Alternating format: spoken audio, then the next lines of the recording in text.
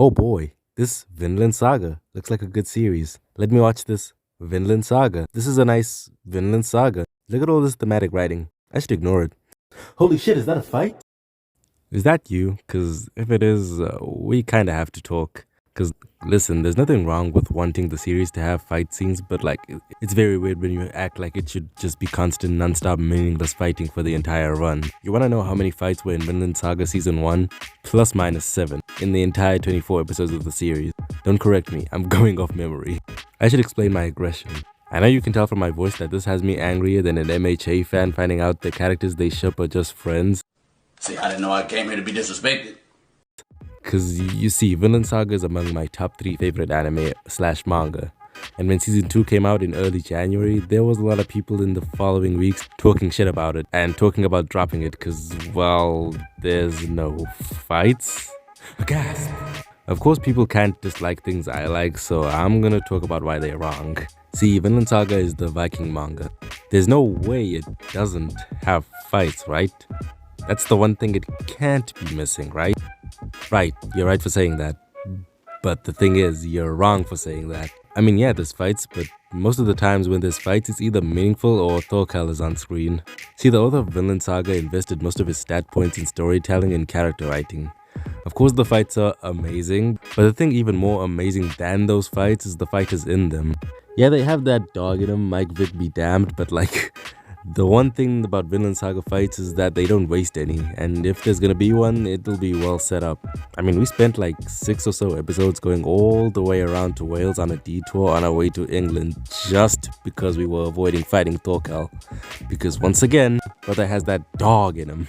So fights have never been the best part about Vinland Saga, we can agree on this. Unless you'd rather see niggas box than understand the complexity of Asher as a character.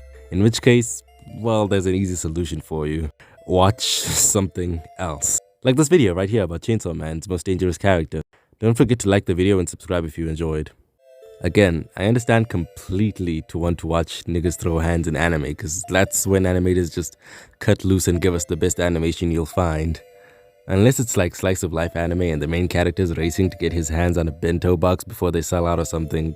But it's pretty fucking cringe to demand a heavily story-driven anime to put story in the backseat and have room for fights, especially if it's a seinen.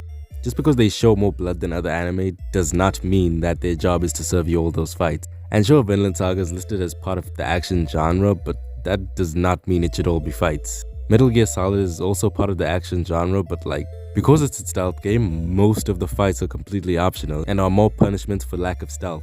I'm gonna hope that was a good analogy because I am not good at those.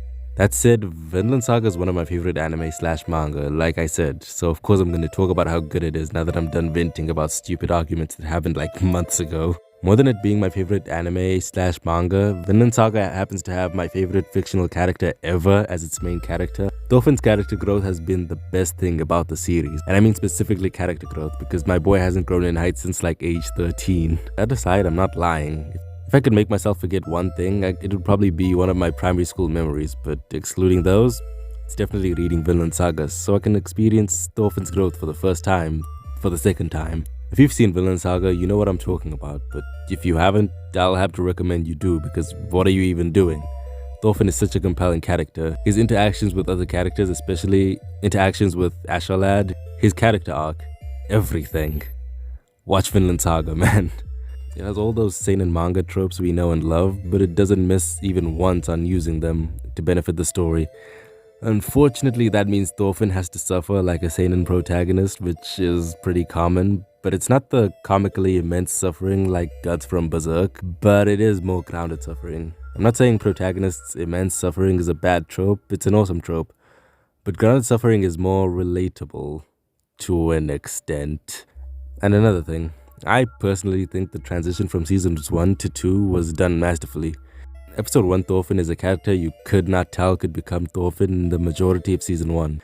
But by the end of it, something major happens and the Thorfinn we get in season 2 is completely different from the both of them.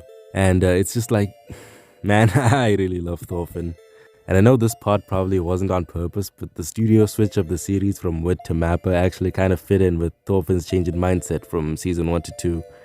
It made the series an awesome project as a whole so far. Getting a different take on the series, admittedly from the same staff, was a great way to match Thorfinn changing his way of thinking all the way around.